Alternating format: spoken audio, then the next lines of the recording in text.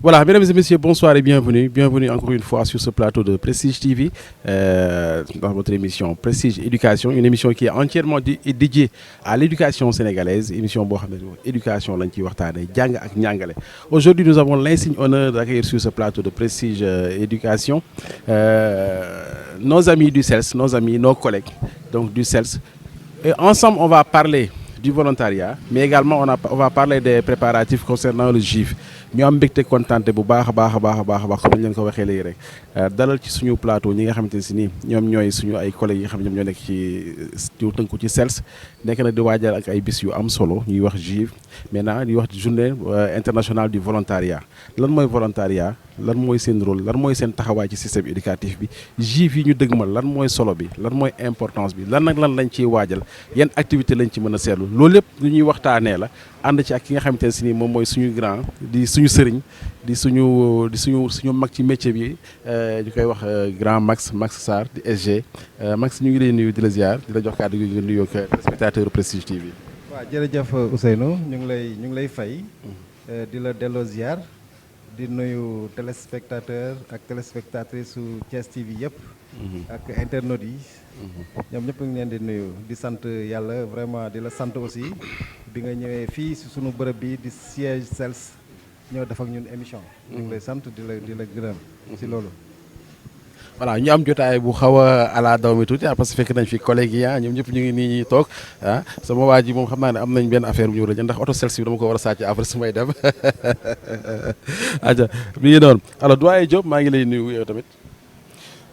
ñu ngi lay fay di rafetlu bu baax comme ni ko SG Max waxee seen teewaay fii tey di ñaan yàlla li nga xamante ni moom moo nu tax a daje yàlla defal ñu ci lu koy suñu jot suñu cible te di population thiessoise en premier jàll ba ci national bi ñu atteindre ko waaw. kooku mooy doyen Mandoumbe Diop moom aussi nekk secrétaire administratif bu CELS Max bu ñuy wax tey volontariat tey lan nga ñu ci mën a wax l'esprit volontariat dans le système éducatif. waaw jërëjëf si question bu am solo boobu. volontariat nag boo ko waxee da ngay dellu ay at si gannaaw maanaam 1995. 1995 la ñu instauré le volontariat dans le système éducatif. Parce que tout simplement le taux brut de scolarisation au Sénégal était trop faible. Et maintenant pour parer à cela.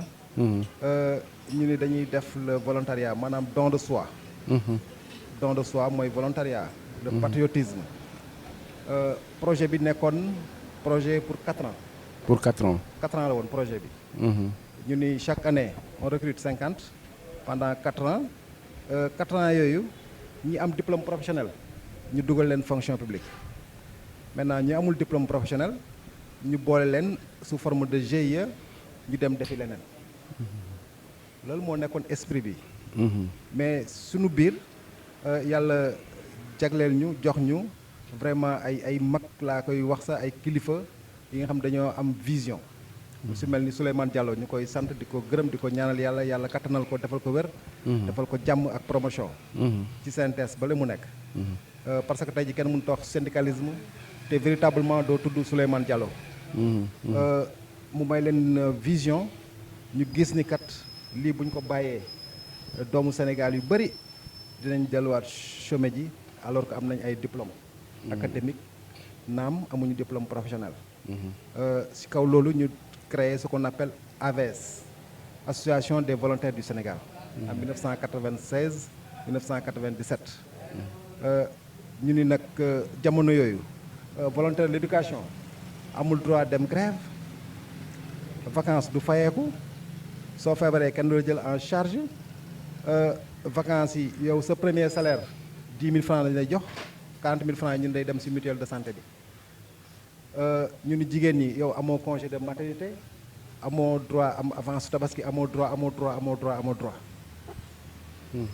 ginnaaw AVS boobu nag ñu ni comme que vraiment injustice yu bëri na. nañu créer syndicat. ci la CELS juddoo en 2001 am récépissé en 2001. 2001 boobu léegi nag vraiment ñun ku xool jàngalekat yi ku xool sa bulletin de salaire. di nga xam ni am na ay changements yu bëri yu am. changement yooyu ginnaaw yàlla. SELS moo taxaw volontaire yooyu. ba tey ji droit yi ñu ñàkkoon yëpp. ñu jox leen ko.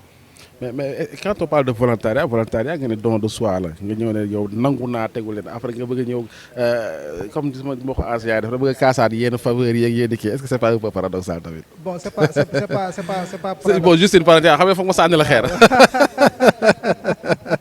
non c'est pas paradoxal parce que nit ku nekk ñan nga si li ngay nekk nga jëm si kanam. tout à fait. mooy plan de carrière en quelque sorte.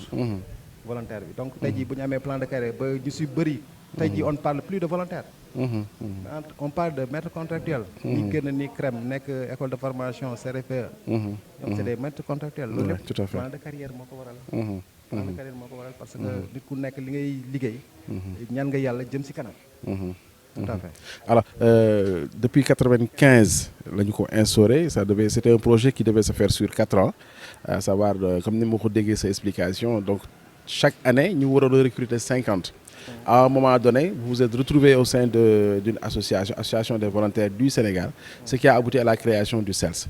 Mais avec le recul, lan mooy jàngat bi depuis de 96 à 2025 nous sommes à 2025 quel a été véritablement le rôle du SELS ci différentes procédures yi nga xam ne jot na am depuis ba ñu agsi fii tey en 2025.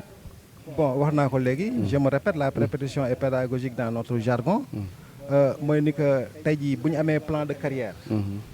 ba tey jii volontaire boobu jógee volontariat nekk maître contractuel wala maîtresse contractuelle. am diplôme professionnel am. ñu dugal ko fonction publique. Mais est-ce que le système de recrutement reste le même? Non, le système n'est pas le même. Ok. Système bi changé recrutement bi léegi changé na. parce que recrutement bi changé na parce que benn instant ñun aussi dañoo xool ni le niveau des enseignements apprentissage était un peu au rabais. ñu ne léegi maintenant pour ñu jëkkati ko il faut que niveau de recrutement bi aussi ñu yëkkati ko. Ok. Maintenant on recrute maintenant à partir du bac mais jadis on recrutait à partir du BFR. Ouais. Alors plan de carrière enseignants yi seen intégration fonction publique. Bon ba ci ay années yu récent à chaque fois dañu doon gis ne jàngalekat yi dañuy kaas les lenteurs administratives pour nga avancer c'est tout un problème pour nga changer de grade c'est tout un problème pour nga jot sax si ay say papier administratif dafa xawoon a compliqué loolu yéen ban taxawaay ngeen si am. Bon taxawaay bu am solo lañ si am parce que boo delloo ay at si gannaaw. waxuma la commission. ñu seet si la commission rek. c'était un problème. mën nga am sa diplôme professionnel. CIAP. ou CAP selon. toog 4 ans 5 ans. da lay soog a seet si. bu ñu la seet see pare PV bi da daan nelaw si IEF yi ñu baal ma si terme bi. ak si IA yi mën na fi def 2 ans. pour dem DEXCO. pour arrêter d'admission définitive bi génn. su arrêté d'admission définitive bu génnee. nga constituer dossier. dossier de titularisation ou d'intégration dans la fonction publique. boo ko déposé doon nga toog ay at. doo am projet waxantuma la ak acte. mais tey jii si mbaaxu yàlla ak visionnaire sunu responsables nationaux yi. yu SELS. vraiment tax na ba lépp lu bëri wàññeeku na. lu bëri wàññeeku na. tey jii en ville boo amee boo réussir CAP ou CIAP. pratique même année mën nañu la seet. même année bi. sa PV mën a dem Dakar. donc doo toog 1 an bi nga xam ne nii yow sa arrêté d'admission génnul. nga déposé fonction publique. tey jii boo déposé fonction publique aussi processus bi léegi gaaw na. macha allah. waaw le seul bémol le seul couac dans la carrière des enseignants actuellement nii c'est les rejets internes. rejets internes yi moom temps yi moom bëri na lool ñuy interpeller le ministre de la fonction publique. parce que enseignant bi defalul boppam projet. c'est des projets numériques ou bien des projets physiques. defalul ko boppam dañ ko koy defal agent fonction publique moo koy defar. mais agent bi bu defee erreur léegi erreur boobu day répercuter aussi. ci enseignant bi. ci enseignant bi wala fonctionnaire bi. parce que fonction publique ay fonctionnaires rek ñoo fa nekk. du enseignant yi kese ñoo fa nekk mais partout. on a constaté que y a beaucoup de rejets yi nga xam ne ni ñoom agent fonction publique ñoo ko waral. donc nañu xoolaat vraiment seen liggéey. ñu def ko correctement parce qu'ils sont payés pour ça. Leur c'est de faire ça, le travail correctement. C'est bien d'interpeller le ministre en ce sens parce que aussi loolu tamit day mën a bokk ci li nga xam ne moom mooy tardeel carrière enseignant bi ñëw nga léegi un peu sur l'historique du volontariat au Sénégal ak jéego yi ngeen ci def tey ba ngeen am li ngeen ci am tey ñu gis ne léegi da ngeen nekk ci benn dynamique chaque année yéen a ngi organiser li ñuy wax la JIV journée internationale du volontariat mën nga ñu ñëwal un peu ci historique bu JIV. waaw très bien JIV bi ñun dañ ko commencé depuis 2002. donc tey ren 2025 mooy nekk 23 ans. ok pour la journée internationale du volontariat. JIV bi nag ñun créé wuñ ko ñun SELS créé wuñ ko. mais Nations Unies moom moo ko décrété. en 1985. bi ñu amee volontariat bi am syndicat bi ñu ni ay volontaire lañ donc lépp li nga xam ne ni day laal volontaire bi. ñun daf ñuy intéressé daf ñuy soxal daf ñuy ñoxal. moo tax depuis 2002. ñu commencé def la journée internationale du volontariat. ñu ko commencé woon Bignona en 2002. ba 2025 Thiès am honneur wala recevoir plus de 5000 enseignants ici à Thiès. pendant 3 jours. les 5, 6 et 7 décembre à la place Mamadou Dia. donc muy nekk organisation bu mag a mag. bu mag a mag parce que recevoir 5000 enseignants pendant 3 jours c'est pas chose facile. Objectif général JIV bi. mooy regrouper ñëpp képp ki nga xam ne ni yow. jaar nga ci volontariat. képp ku jaar ci volontariat. donc ñu regrouper leen ci benn département wala benn région. pour fêter ko. loolu mooy objectif général. rappeler aussi aux jeunes générations. don de soi ni mu amee njëriñ. ci réew. don de soi boobu. dafa am njëriñ ci réew. donc rappeler ko jeune génération. donc objectif entre autres il y a les objectifs spécifiques. bon xam naa loolu dinañ si ñëw léegi si kanam je voudrais juste peut-être ñu waxtaan ci historique bi parce que en 2002 ngeen ko commencé fêté fii au Sénégal bon est-ce que corps de métier yëpp ñoom ñoo koy fêté wala yéen jàngalekat yi kese yéenay fêté journée internationale du volontariat boobu. à ce que je sache. Dans le système éducatif. ñun SELS dañ koy organiser. parce que bu ñu nee SELS ku wax SELS day wax premier syndicat des corps émergents donc syndicat yi juddu ci gannaaw yëpp. ci gannaaw SELS lañ juddoo. donc SELS vraiment moom da koy organiser parce que yàlla may na ko dayoo boobu. suñu borom nag ak jàngalekat ñoo am confiance ci SELS. premier syndicat le plus représentatif. dans le système éducatif. pour le dire 2 fois de suite élection représentative ñu jël premier. donc li gars yi di wax rek mbëri di wax rek. lambi daal muy noonu ku mën na def. ñun daal dañ koy def ñu avec nos 54 sections. dans les 46 départements du Sénégal. vous le faites. alors est-ce que di ngeen ci invité yeneen corps par exemple les volontaires yi xam ne ñu ngi nekk ci santé wala ñu ngi nekk ci yeneen corps de métier est-ce que di ngeen leen ci impliqué wala c'est juste un truc d'enseignant que vous faites. bon xam nga booy seet fonction publique.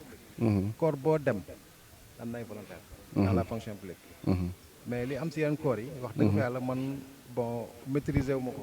li am si corps enseignant yi loolu la moom laa maîtriser. bon ñee aussi doo xam ñan ñoo nekk ay volontaire ak ñan ñoo nekkul volontaire du coup. doo mën a def la distinction comme ku nekkul woon secteur enseignement rek bu duggee si enseignement bi rek wala mu dem si benn école. mun la wax ni ñoo jaar volontariat wala ñu jaaruñ volontariat. donc c'est un processus une investigation qui demande beaucoup de temps. donc moo tax vraiment ñun daal dañuy ci enseigne pour le moment daal cette organisation c'est typiquement pour les enseignants. alors yaa ngi doon wax sànq si objectif yi lan la objectif global ak objectif spécifique yi lan moo tax a jóg JIV bi exactement. bon li tax a jóg JIV bi mooy wax naa la ko léegi mooy rassembler. Tous les enseignants ñi nga xam ni jaar nañ ci volontariat. Rassembler aussi toutes les sections contre le SELS. Et d'ailleurs SELS compte 54 sections. Dans les 46, il y a 46 départements. Mais on a jugé nécessaire dans certaines régions ou départements que pour gérer la gestion, pour faire la gestion de proximité, il y a 2 sections ou bien 3 sections dans une région. Donc ce qui fait qu'on a 54 sections. loolu mooy objectif général maintenant objectif Ok. spécifique bi bi si njëkk mooy ni que dinañ permettre échange partage entre enseignants de différentes zones sous forme de foire j'allais dire même mini foire ki jóge Casamance indi produits locaux yu Casamance ki jóge Mbour indi produits locaux bu Mbour ñu def genre troc donc loolu si objectif yi la objectif spécifique yi la bokk beneen objectif bi mooy ni que occasion la aussi comme que jàngalkat dañ fiy daje fonction publique sera de la partie tout à fait fonction publique dafay ñëw enseignants yi am problème mu acte problème avancement problème mu vraiment ñu may leen fenêtre pour que ñu mën a régler seen problème ok ministère de l'éducation aussi nationale dafay ñëw MIRSELS aussi dafay def dafay ñëw def consultation gratuite et mayewaale aussi ay médicaments donc entre autres donc loolu moo nekkoon objectif spécifique yi quoi déjà loolu mooy nag c'est que programme bi nga xam ne moom ngeen di dérouler sur les 3 jours et on rappelle que ci mois de décembre bi la loolu di am ngeen war a recevoir 5000 enseignants c'est pas une mince affaire est lan mooy taxawaayu autorités locales yi fii que mu nekk ci autorité académique yi que ci ñi nga xam ne si ñoom ñooy jiite dëkk bi. donc avant ñuy egg si autorités locales yi d'abord dañuy remercier membres de bureau yi. De la section de Thiès. Remercier les militants et sympathisants de Thiès. Parce que depuis le 26 décembre la ñu am information comme quoi que ñooy organiser JIV 2025 ici à Thiès. Et le 28 décembre ñu convoqué réunion d'urgence membre de bureau bi ci boppam jël 2 propositions majeures mooy installation d'un comité scientifique ak installation d'un comité communication bon comité scientifique bi ñu leen di féliciter à l'avance di leen remercier vraiment ci taxawaay bi ñoom def nañ ay correspondance dem gisi en premier le gouverneur de la région de Thiès moom ñu koy sant aussi di ko gërëm gis le préfet gis les maires des communes le maire de la ville ak les différents maires yi nga xam ni ñoo nekk ci dans le département de Thiès et également gis les chefs de service régionaux yi nga xam ni dañoo nekk ci Thiès gis IA bi gis les IEF Thiès département et Thiès ville pour que véritablement ñu informer leen ensuite talal leen sunu loxo pour que ñu mën ñu jàppale ci sunu bés boobu pour que ñu mën a relever le défi de l'organisation surtout et fort heureusement on a vraiment des autorités qui sont à la hauteur qui sont responsables qui ont le sens de l'écoute et qui ont pris de l'engagement pour nous accompagner afin qu'on puisse vraiment réussir cette manifestation nationale, je l'ai dit même internationale parce que l'école sénégalaise qui est à Gambie sera de la partie. waaw parce que yaa ngi koy wax sax c'est une journée internationale donc am na yeneen nationalité yeneen dëkk yoo xam ne war nañ fi ñëw donc su ma la déggee kon autorités yi ñu ngi lay accompagnement bi li autorités yi waroon def déglu nañ leen et que ñoom aussi ils sont prêts à vous accompagner par rapport à ça. Tout à fait. Ils sont vraiment prêts à nous accompagner. Pas plus tard que la semaine passée, on a eu le préfet pour éventuellement faire un CDD au mois d'octobre. C'est ça que nous lui proposons pour voir les problèmes, les contraintes et afin de trouver des solutions par rapport aux différentes difficultés que nous rencontrons actuellement. Parce que Thiès veut apporter un plus. Thiès veut innover. Parce qu'on s'est dit que on a la JIV, c'était depuis 2002. Nous sommes en 2025. Ousseynou, jeune enseignant de 2002, pouvait se permettre de même passer la nuit dans la rue, comme il le faisait dans la brousse. Mais aujourd'hui, Ousseynou est devenu responsable, est devenu plus adulte. Donc on voudrait véritablement, l'école est notre outil de travail. On ne la sous-estime pas. Tout à fait. Elle est notre outil de travail. On n'a pas quelque chose de plus cher que l'école. Mais on voudrait véritablement mettre les enseignants dans de très bonnes conditions. Dans de très bonnes conditions. C'est pour cela l'innovation consiste vraiment à chercher des sites d'hébergement pour les délégations qui vont venir. Et le gouverneur, on l'a proposé des sites potentiels. Il compte nous accompagner. Le maire de la ville, Babacar Diop, à qui vraiment nous saluons, nous remercions pour son engagement, qui est d'ailleurs notre parrain, a aussi pris des engagements en ce sens. Le maire de Thiès-Est, mon ami et frère, Maître Diagne, aussi a pris des engagements, bien vrai qu'il n'a pas de site dans sa zone, dans sa circonscription, mais il a pris des engagements.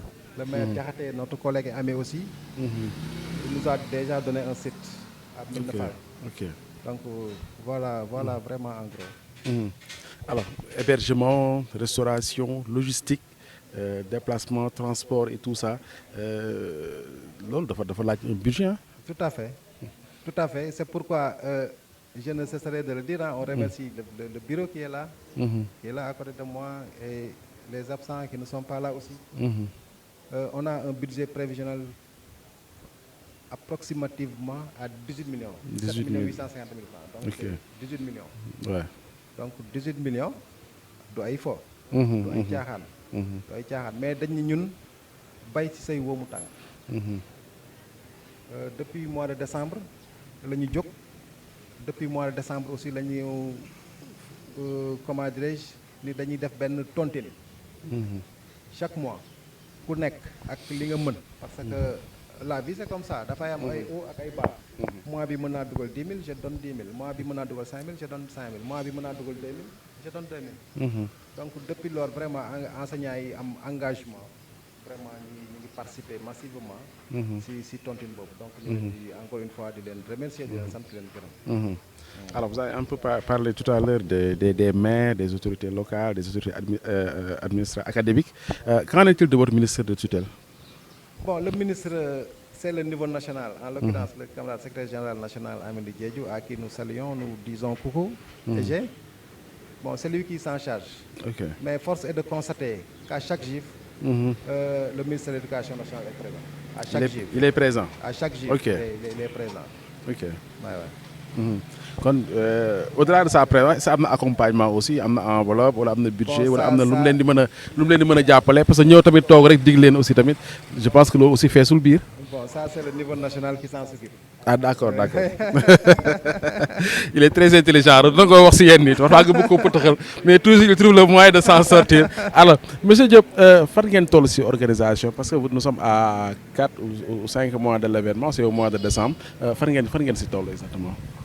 Jërëjëf Ousseynou, donc par rapport à GIF bi comme ni la ko Max waxee du organisation bu ndaw parce que foo xamante ni dañ fay xaar 5000 participants ku la ni lu ndaw la dafa bëgg rek nga échec ba tax na dañu jug ca ba jug jotee ndax lu jëm décembre nga yëg ko dès que nga yëg ko rek ci mois de décembre nga may leer ni tu as 1 an devant toi nga daal di jug créer commission scientifique, créer commission communication, pour que réussir ce bis. Et que depuis Boba, sous l'égide de SG Max, Togun, pas plus que Bouyagourek, ben waxtané ci ban stratégie la ñuy taxawal ci vacances yi dafa xalaat que ni jeune bu nek war nañ fu mëna am ay responsables ñu cibler ay enseignants jël leen dans les écoles ci écoles yi nek dans le département def leen ay responsables de jeunes jël en ville des enseignants def leen ay responsables ci seen école dajale leen ci benn séminaire bu ñu defee fii ci bibliothèque bi pour mettre leen au même niveau d'information loolu pour lan la pour gën a jàllale information juive bi pendant les vacances parce que ku ne xam ne ni bu vacances jotee mënoo dem ci école yi mais et que école yu nekk am na groupe WhatsApp et que enseignants yi ñu nga cay participer de temps à autre ba tax na loolu ñoo ngi ko def nañ ko comme ni mu la ko waxee tamit diggante bi autorités yi ñu ci gisagul woon ñu ngi leen di gis ñu ngay dem ci ñoom moo ko jural mu dem ba mën a planifier CDD boobu muy mëbët ak le préfet au mois d'octobre. Donc pour te dire que daal Ousseynou depuis que ñu xam ne mbër mii lan am ci suñu kanam nelawalatun yendalatun fanalatun suba ak ngoon guddeeg bëccëg ci loolu rek la ñuy dox ñun daal ku bëgg a wax ñu tontu la wax nu ci juif bi leneen li nga teel ñu ko ba nu jàll juif waaw parce que suñu objectif yëpp daal juif bi la waaw. moom mooy mbër mi saa su waaw moom nga war a jàkkaarloo la te du mbër mu ndaw aussi honneur aux dames taxawaayu jigéen ñi ci biir ak aussi ma ñambaasaare ci beneen question rek au delà du bureau exécutif enseignants yi de façon générale lan moo nekk seen taxawaay par rapport ak li ñu leen war a ànd ak yéen pour mën a pour am réussite journée bi. waaw maa ngi commencé samay kàddu ci bisimilah rahmaani rahim. di ñaan yàlla ñu àggale suñu sago. di sant di gërëm suñu SG Max. ak suñu examen bi ak tous les membres du bureau. ñi teew ak ñi teewul ñëpp. man maa ngi tudd Rokhaya Ndaw. maay présidente comité jeune. bu SELS. niveau de Thiès. donc taxawaay bi ñu am ñun depuis ñu xam ni Thiès moo war a abriter JIV bi. en 2025. mooy comme ni ko sama SG waxee Issa Manu bi waxee ko. mooy que ni toogatuñu yendaltuñu fanaanatuñu. ndaxte xam nañ ni JIV de organisation bu ndaw. te aussi dafa laaj moyen financier naam mais aussi tamit laaj na moyen ressources humaines bu baax a baax. loolu tax na. jigéen ñi ñëpp xam nañ ni seen taxawaay nekk am solo lool parce que lépp lu fi baax rek. ginnaaw yàlla loxoy jigéen mi ngi ci. surtout ñun ñi nga xam ne. ñoo nekk ci jeunesse bi. parce que bari na ay jéego ak ay liggéey yu ñu fiy def lu jëm ci bis bi jëm ci aussi tamit pour organisation bi parce que boo amee koppar yi ci war yëpp te amoo ay loxo yu ko yëkkateeg tegal. yaakaar naa ne liggéey bi dana sooxe. donc looloo waral jigéen ñi. présidente commission nationale commission féminine nekk fi. waaye jigéen ñi ñu ngi ciy def ay jéego yu bare ci taxawaayu famille parce que. lu ci mel ni mini foire bi SG doon wax léegi. daanaka ñun ñoo ëpp liñ koy nekk. parce que ñu xam nañu njënd ak jaay daanaka jigéen moo ko gën a mën échange boobu noonu ak saafonte boobu noonu. accueil bi nga xam ne moo ci war yëpp ci JIV bi jigéen ñi ñoo ci gën a mën a taxaw. te aussi tamit ñu ngi sant jàngalekat yu nekk ci département de Thiès yëpp ak aussi région de Thiès yëpp. parce que depuis ñu am information que ni Thiès moo war a am JIV bi au mois de décembre ñoom ñëpp ñu ngi ciy indi seen participation.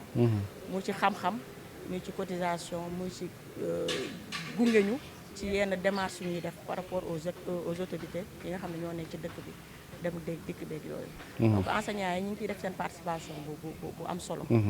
naam jamono ji ñu nekk nii dafa tombé vacances. nit ñi di noppalu moo tax sax.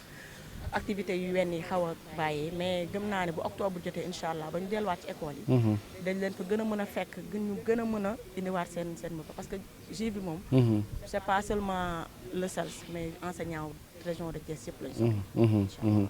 donc enseignant bu bokk ci beneen syndicat sax comme man mu bokk ci beneen syndicat su ma ñëwee lu ma bëgg dinaa ko fa amul ay yow boo joxul carte SELS doo kii doo lekk. amul déedéet amul tax ba amul loolu. amul xaaji ak seet. te nga ñëw grand max naa la ana carte bi de wala siro doo daan café. parce que loolu moom yàlla def na ni. SELS moom mën naa ni famille la. waay tout à fait. parce que loolu moom région de Thiès ñëpp xam nañ taxawaayu SG Max mi mu am. taxawaay bi mu am ci différents syndicats yi. ba nga xam ni ku fi ñëw yaakaar naa doo xàmmee sax ni syndicat bee nga bokk parce que ñun ñëpp la ñu woo. on fait appel à tout le monde parce que syndicat bu mënti bokki rek. volontariat jaar nga fa. ñun ñii di wax ak yow rek jaar nañ ci volontariat. donc muy nekk que nga bokk SELS nga ñàkk a bokk SELS yëpp ñëpp la ñu woo ñëpp la ñu soxla.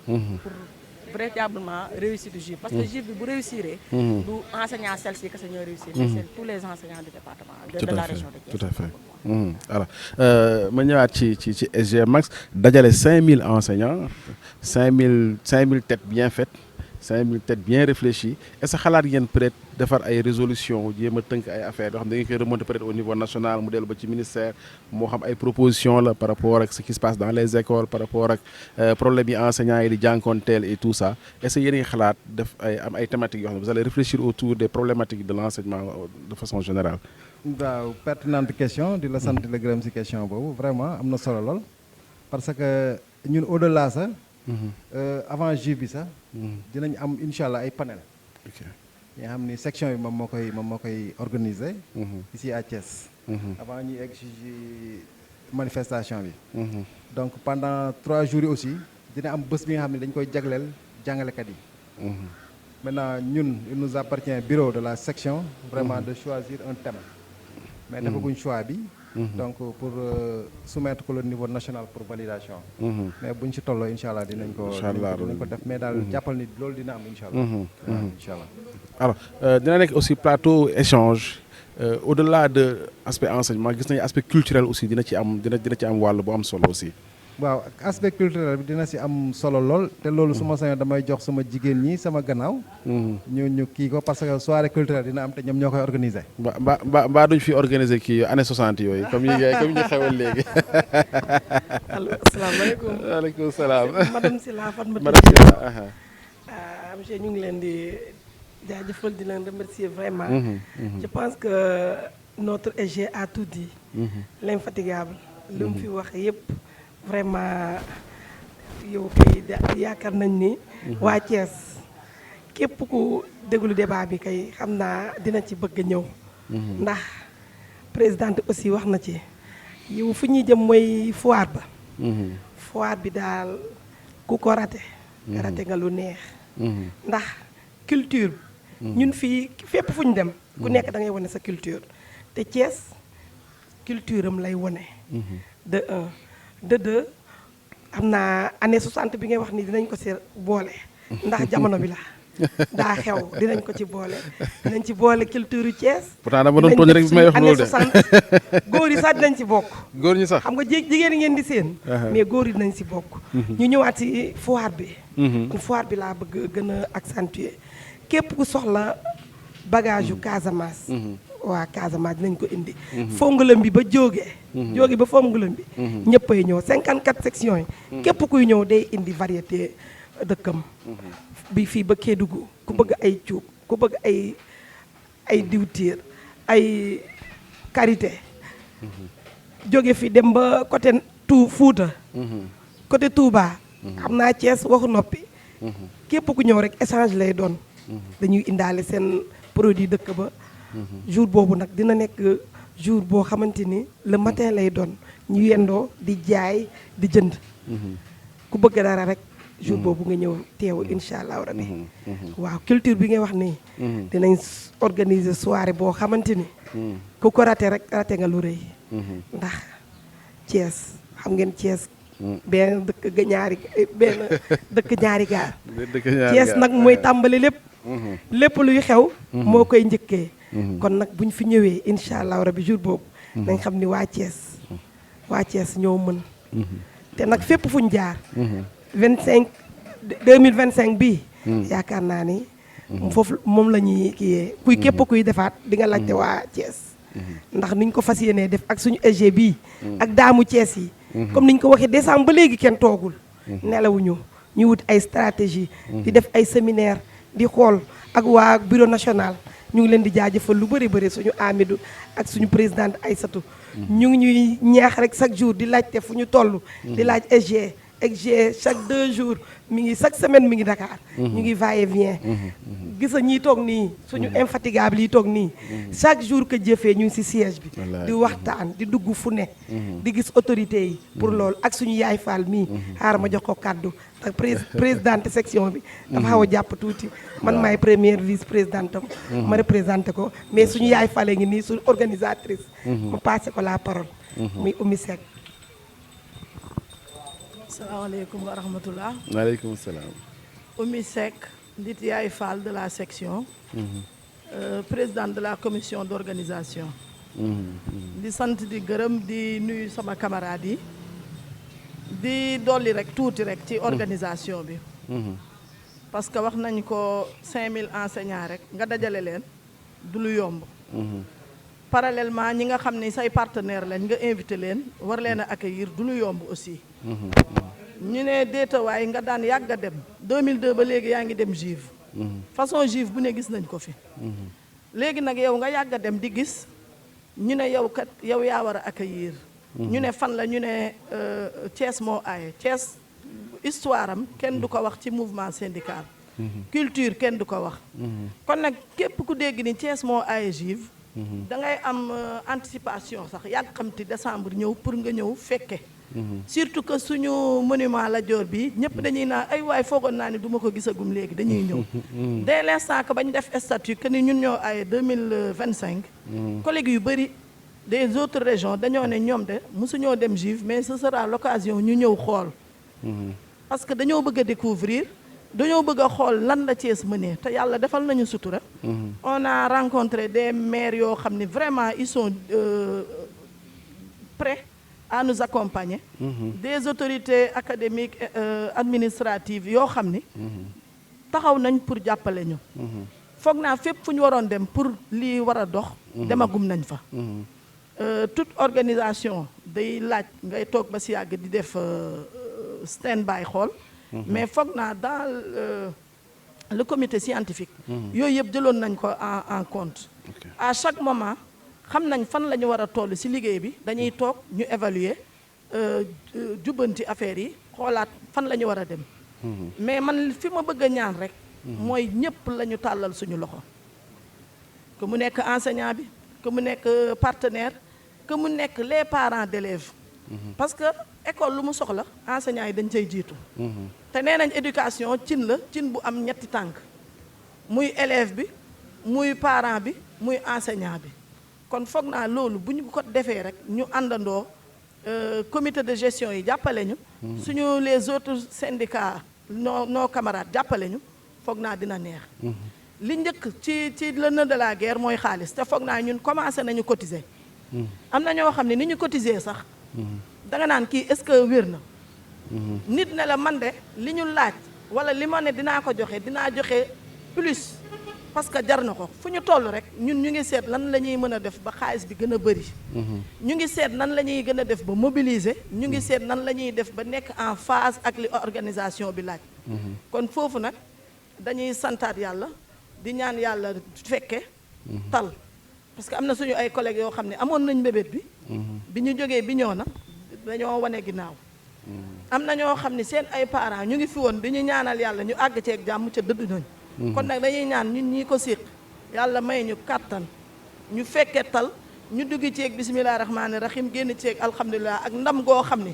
suñu autorité yii boor bu ñu féete rek dañuy sant yàlla ne ñii kat li ñu leen doon accompagner on a eu raison ñu daal di leen accompagner foog naa mën naa yemale foofu di sant di gërëm di beral loxo nag suñu bureau national mais surtout Max Sarr mi nga xam ne mooy suñu SG ndax njiit balaa ngaa xam njiit problème mu xaalis am wala don de soi am xaalis fii nii siège bi xamuñu ndax am nañ xaalis xamuñu ndax amuñu xaalis ñun daal ñu ngi déroulé dañuy wax li ñu bëgg rek ñu déroulé donc loolu cotisation membres yi ci la mais sacrifice bi muy def moom ñu ngi koy saluer di ko gërëm te li olof di wax rek ñu ngi koy sant di ko gërëm te dañ koy bàyyeeg yàlla jërëjëf alors dernière question bi SG muy war a nekk rek parce que Thiès ci période boobu dina nekk vitrine sur le plan national lan moo nar a nekk impact économique bi mais aussi ak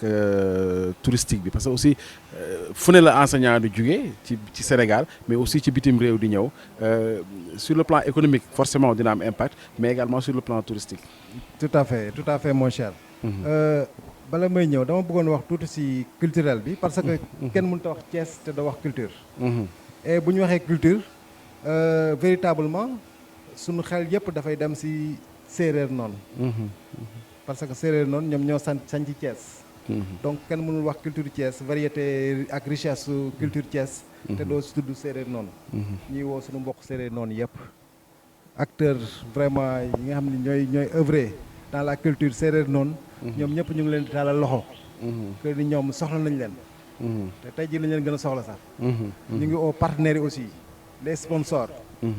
bon am nañ écho mais ba léegi kenn validé gul quoi. ñu ngi promettre rek mais ñu ngi leen di woo c'est le moment parce qu'on doit faire des bandes annonces publicitaires. à travers les médias traditionnels. les réseaux sociaux. te jot na nag. ñu ngi ci mois de août. léegi mu dee. donc décembre c'est demain pour nous. donc ñoom aussi nañ ñu valider suñu demande bu fekkee ni parce que ñoom vitrine la aussi si ñoom économie bi ngay wax noonu. si structure yooyu lay commencer. commercial yi nekk ñi nga xam ne ñoom ñoo nekk Thiès. parce que tey jii da leen di permettre ñu am visibilité. ñu gën a xam seen produit. xam seen valeur produit xam seen qualité produit. donc au fait ñoom ñoo waroon daw suñu gannaaw. pour jël loolu. mais actuellement ni ñun ñu ngi def lépp pour que véritablement ñu mën a valider suñu kii. donc ñu leen di fàttaliwaat di leen tàllal loxo que ni vraiment jot na. dañ ñu wax lu leer. par rapport ak sponsor yooyu quoi. beneen bi mooy ni que 5000 enseignants yi fu ñu nekk vraiment di nga gis ni dañuy soxla seen bopp. parce que amaana organisation bu gis dafay am ay fay. tey jii mën na am retard ki nga xam ne ni dafa feebar.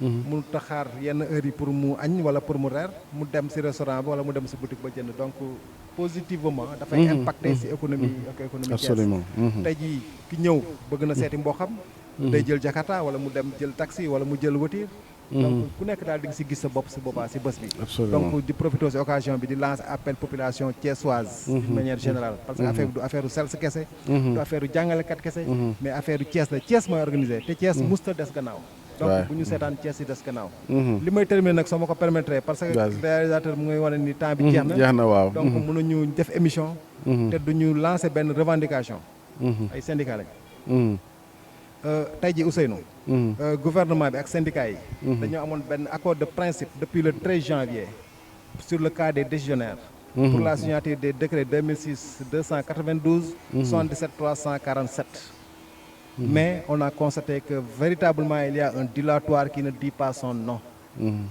Pour une simple signature de janvier au mois d'août, actuellement on nous dit que les décrets là sont retournés au secrétariat général du gouvernement. Et quand il y a retour, il y a un doute. Quand il y a retour, il y a un doute. Et tel ne devrait pas être le cas. Parce que s'il y a retour, soit l'acte est sorti ou bien les décrets sont sortis. Mais c'est le contraire qu'on entend. Que les décrets sont en train d'être pour une relecture des décrets. C'est pourquoi on les a retournés. Donc nous considérons que c'est du dilatoire qui ne dit pas son nom. Et bientôt octobre. Bientôt octobre. Donc suñ bëggee apaisement climat social bi dans le secteur de l'éducation nañ signé décret yi ci vacances yi ñu bëggee jàmm am école dina tëj de nañ profité ci vacances yi vraiment lépp lu ñuy régler problème bu ñuy régler ñu régler ko ci vacances yi sinon daal école daal bu tijjee octobre dinañ gis beneen phase. loo am ñu xam ne ñoom la. am daal ñoom la ñooy responsable. ayca bi ngi noonu donc c'est dit et c'est bien dit juste dernier mot yi rek remerciement yi doyen sama doyen yéen nag jigéen ñi def nañ leen quoi ñoom wax nañ fexe nañ ba ñoom ñëpp ñu wax te joxuñ leen kàddu ah. alors SG yóbbu arrêté leen waaw. waaw. bon man Moussa Ndiaye laa tudd. bon d'abord ñu ngi lay remercier Ousseynou. ci opportunité bi ñu jox pour ñu wax ci suñu projet bi nga xam ne. daf ñu tenir à cœur la juive. parce que cette juive là dañ ko soxla woon jox ñu ko. donc ñi njëkk a lancé mooy la population thiessoise. nga xam ne juive bi seen juive la. suñu réussir dafa mel ni Thiès moo réussir. amu ci benn xaj ak seen. ñu ngi woo ñëpp ñu ñëw jàpp ci. incha allah pour ñu réussir lii. incha allah lii lu ndaw. c'est pas 5000 enseignants. ci 3 jours. logé, nourri et blanchi. C'est pas une petite affaire. C'est simple. Macha allah donc ñu ngi woo ñëpp. autorité administrative yi. ñu ngi woo artistes yi. ñu ngi woo ñëpp ñu ñëw jàpp ci lii. parce que lii seen mbir la. suñu réussir dafa mel ni Thiès moo réussir. am na solo Thiès nag moom mutul dellu ginnaaw. lu mu song rek daan na. voilà macha allah ñu ngi ñaan ñëpp. macha allah voilà merci beaucoup Moussa SG dernier mot bi lan ngay tàggatoo téléspectateurs yi xam ne ñu doon suivre. waaw jërëjëf Ousseynou vraiment si opportunité bi nga ñu jox ñu mën a wax ak jàngalekat yi mën a wax ak autorités yi mën a wax ak en général population thiessoise vraiment comme ni ñu ko waxee rek ñu ngi tàllal loxo ñëpp. ñu ngi tàllal loxo ñëpp. ñu ñëw jàpp ci affaire bi ku nekk def ko sa mbiru bopp. ku nekk def ko sa yëfu bopp. ni Thiès moom moo aaye Thiessois yi nag ñëpp la ñuy woo ñëpp.